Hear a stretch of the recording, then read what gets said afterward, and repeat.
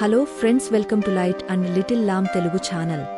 ఈ రోజు మనం యాకోబు జీవితములో జరిగిన ఒక సన్నివేశము గురించి తెలుసుకోబోతున్నాం. అదేమిటంటే యాకోబు యొక్క నిచ్చెన, కల, వాగ్దానాలు మరియు దేవుని సందేశం. తన అన్నయ్యైన ఏశావు నుండి తప్పించుకుని పారిపోతున్నప్పుడు యాకోబు భూమి నుండి పరలోకం వరకు వ్యాపించిన ఒక నిచ్చెన చూస్తాడు.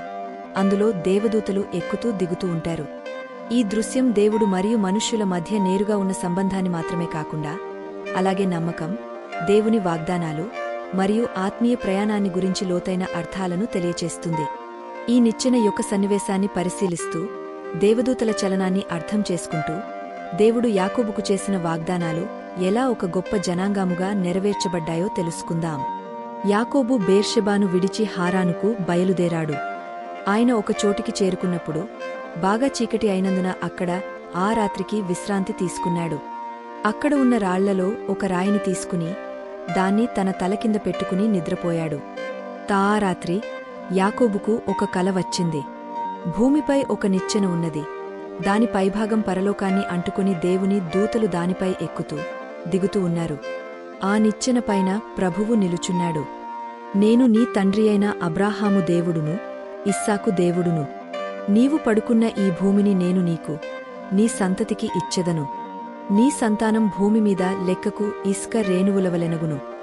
నీవు పడమర, తూర్పు, ఉత్తర, దక్షిణ ప్రాంతాలకు వ్యాపించెదవు.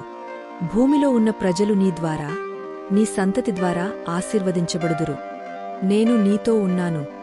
నీవు ఎక్కడికి వెళ్ళినను నేను నీకు తోడుగా ఉండి మళ్లీ ఈ దేశానికి నిన్ను తీసుకొని వస్తాను. నేను నీతో చేసిన వాగ్దానాన్ని నెరవేర్చే వరకు నిన్ను విడిచిపెట్టను.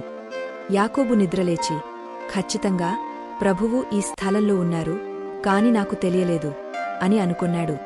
ఆయన భయపడి, ఈ స్థలం ఎంత అద్భుతమైనది! ఇది దేవుని మందిరమేగాని వేరొకటి కాదు, ఇది పరలోక ద్వారం అని అనుకున్నాడు. రాత్రి గడిచిన తరువాత యాకోబు తలకింద పెట్టుకున్న రాయిని తీసుకుని దాన్ని స్తంభంగా నిలబెట్టి దానిపై నూనె పోశాడు. ఆయన ఆ స్థలానికి బేతేలు అని పేరు పెట్టాడు, కాని ఆ నగరానికి మునుపటి పేరు లూజు.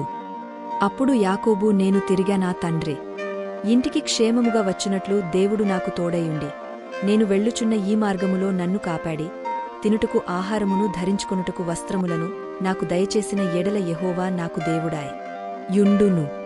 మరియు స్తంభముగా నేను నిలిపిన ఈ రాయి దేవుని మందిరముగును. మరియు నీవు నాకిచ్చు యావత్తులో 10వ వంతు ఖచ్చితంగా నీకు చెల్లించెదనని మ్రొక్కుకొనెను. యాకోబు నిచ్చెన గురించి ఈ పరలోక అనుభవంలో మాతో కూడా ప్రయాణించినందుకు వందనాలు. ఈ కథ మీ హృదయాలను ఆకర్షించిందని అలాగే బైబిల్ చరిత్రలోని ఈ కీలకమైన సంఘటనను మీకు మరింత అర్థమయ్యేలా చేసిందని ఆశిస్తున్నాము. మీకు యాకోబు నిచ్చెన యొక్క సన్నివేశము అర్థమైంది అని భావిస్తున్నాము. ఇంకా మరెన్నో అద్భుతమైన బైబిల్ కథలు తెలుసుకోవాలనుకుంటే మా ఛానల్ను సబ్స్క్రైబ్ చేయడము మర్చిపోవద్దు. వీడియోను లైక్ చేయండి, బెల్ ఐకాన్ క్లిక్ చేయండి. అలాగే మీ అభిప్రాయాలను కామెంట్ రూపంలో మాకు అందించండి. అలాగే ఈ వీడియోస్ని మీ ఫ్రెండ్స్ మరియు ఫ్యామిలీ మెంబర్స్కి షేర్ చేయండి. దేవుని పనిలో పాలిభాగస్తులు అయినందుకు వందనాలు. దేవుడు మిమ్మల్ని దీవించునుగాక.